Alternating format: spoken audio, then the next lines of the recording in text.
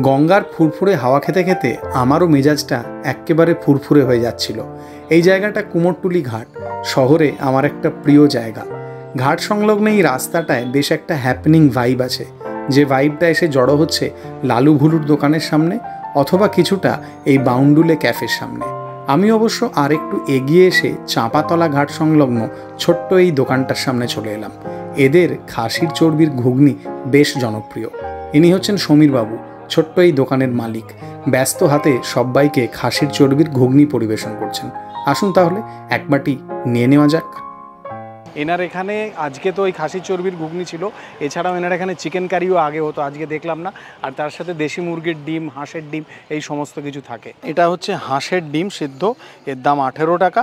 আর এই যে ঘুগনিটা, এইটা হচ্ছে খাসির চর্বির ঘুগনি, যার দাম হচ্ছে 15 টাকা।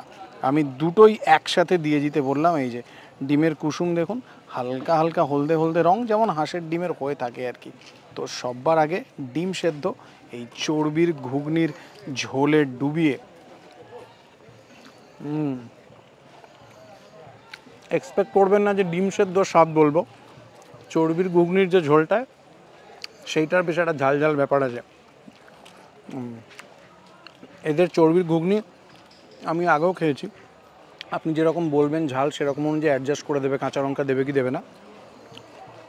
তবে এটা খেতে সত্যিই ভালো। ছোট্ট ছোট্ট এরকম টুকরো টুকরো খাসির চর্বি আছে, ঘুগনিটা বেশ সুন্দর, হালকা হালকা ঝাল ঝাল খেতে, ওপরে একটা মশলা ছড়িয়েছে। তো উইথ দিস ঝাল ঝাল খাসির চর্বির ঘুগনি, নমস্কার, আমি শুভ্র ব্যানার্জি, জিপসি এবং ইউটিউব চ্যানেলের নতুন ভিডিও আপনাদেরকে ওয়েলকাম করছি। ঘুগনিটার স্বাদ সত্যিই ভালো, 15 টাকা অনলি। ঘাটের এলাকা থেকে বেরিয়ে এখন যাব শোভাবাজার চত্বরে। সামনে শোভাবাজার মোড়, এই রাস্তাটা শোভাবাজার স্ট্রিট, আর এই হচ্ছে ধীরেন কেবিন। 1938 সালে প্রতিষ্ঠিত 84 বছরের প্রাচীন উত্তর কলকাতার এই খাদ্য প্রতিষ্ঠানে আমি এর আগেও এসেছি। বহিরঙ্গে একটা প্রাচীনতার ছাপ থাকলেও এরা নিজেদের কাস্টমার বেস কিন্তু বেশ ভালোই ধরে রেখেছেন, সেটা আজকেও গিয়ে বুঝলাম। এটা হচ্ছে মেনু বোর্ড, চাইলে একবার পজ করে দেখে নিতে পারেন। আর ধীরেন কেবিনের মোগলাই আমার বেশ ভালো লাগে, তাই আমি নিজের জন্য আজকেও একটা মোগলাই পরোটা অর্ডার দিয়েছিলাম।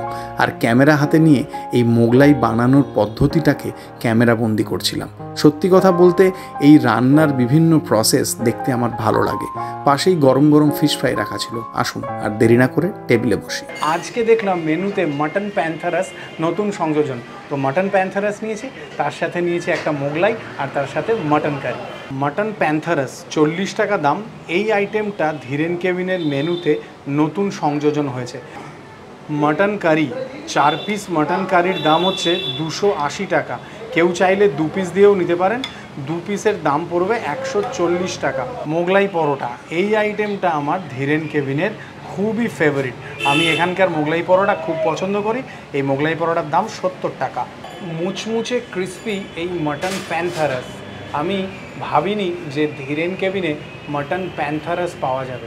কাসুন্দিতে ডুবিয়ে এই মাটন প্যান্থারাস ট্রাই করা যাক। বাইরের কোটিংটা তো দেখেই বোঝা যাচ্ছিল একদম মুচমুচে, একেবারে গরম গরম দিয়েছেন। ভেতরের যে পুরটা, তাতে মাটন কিমার সাথে আমার মনে হয় হালকা করে আলু আছে, খুব হালকা আর সুন্দর খেতে, একটা হালকা মিষ্টি মিষ্টি ব্যাপার। এই আইটেমটা না আমার মনে হয় কাসুন্দির দরকার নেই, কারণ এর পুরের যে মিষ্টি মিষ্টি ব্যাপার আছে সেইটা গেম। কাসুন্দিটা দিতে একটা ঝাঁঝালো হালকা টকটক ব্যাপার এলো বটে, তবে এই মিষ্টি মিষ্টি ব্যাপারটা আমার দারুণ লেগেছে। আর ধীরেন কেবিনে এখন এই যে আলু সেদ্ধ দেন স্যালাডে এরা, সেইটা আমার মনে হয় যে একটা আলাদা মাত্রায় যোগ হয়।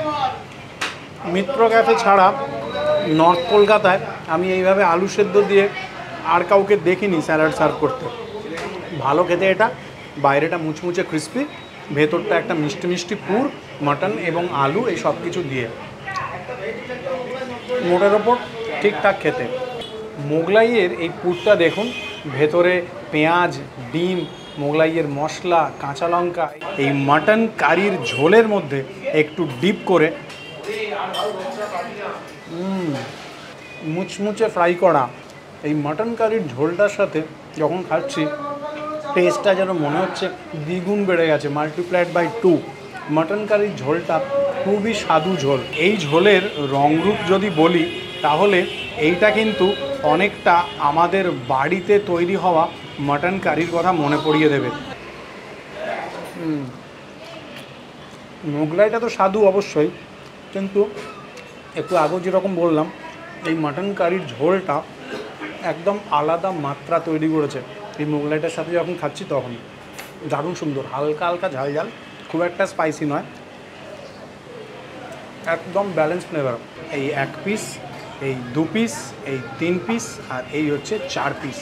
অল্প অল্প চর্বি লাগানো এই পিসটাকেই আমি নেব। এইরকম সেদ্ধ মাটন, সুন্দর সুসিদ্ধ, সুন্দর মাটনটা না, সত্যি বলছি আঙুল চেটে খাওয়ার মতো। ঝোলের স্বাদটা অনবদ্য, মাংস প্রপারলি সুসিদ্ধ, ভারী সুন্দর খেতে। ঝোলটা লাল লাল দেখে মনে হতে পারে হয়তো যে স্পাইসি, খুব একটা স্পাইসি নয় এটা।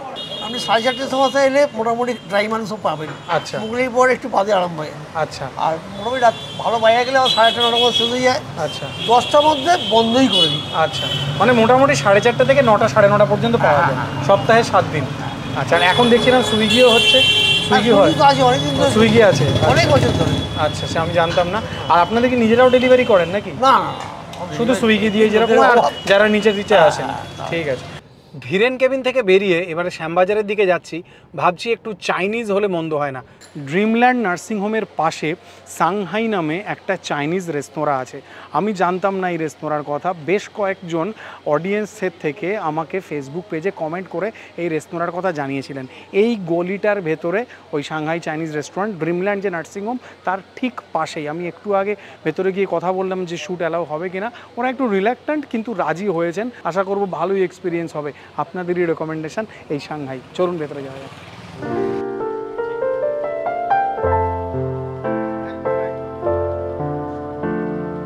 Comfortable air condition seating arrangement আছে, গ্রাউন্ড ফ্লোরেও আছে, ফার্স্ট ফ্লোরেও আছে। আমি যখন এলাম তখন কিছু মানুষজন এখানে খাওয়া দাওয়া করছিলেন, আর এদের যে স্টাফ ভদ্রলোক ছিলেন তাদের সাথে কথাবার্তা বলে আমি আজকের এই মেনুটাকে অর্ডার করেছি। কারণ আমি ফার্স্ট টাইম এলাম, আমি জানি না যে এখানে কীরকম কোন খাবারটা পার্টিকুলারলি খেতে ভালো। আসার আগে আমি গুগল চেক করেছিলাম, তো গুগলে দেখলাম যে আউট অফ 5 4.2 রিভিউ আছে।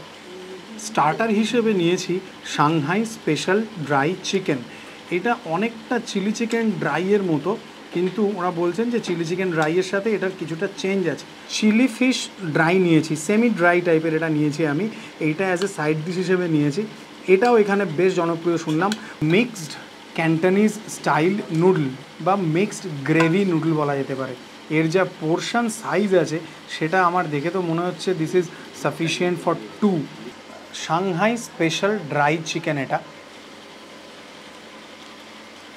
বাহ, বাইরে একটা ক্রিস্পি কোটিং আছে, গুড ওয়ান। আর তার ভেতরে যে চিকেনটা আছে না সেটা বেশ ময়েস্ট, কিন্তু এটা যে বিভিন্ন সসে টস করেছে তার মধ্যে থেকে রসুন, হালকা হালকা একটা টক মিষ্টি ব্যাপার, এবং খুব লাস্টে একদম এন্ডে একটা ঝাল চিটচিটে টাইপ।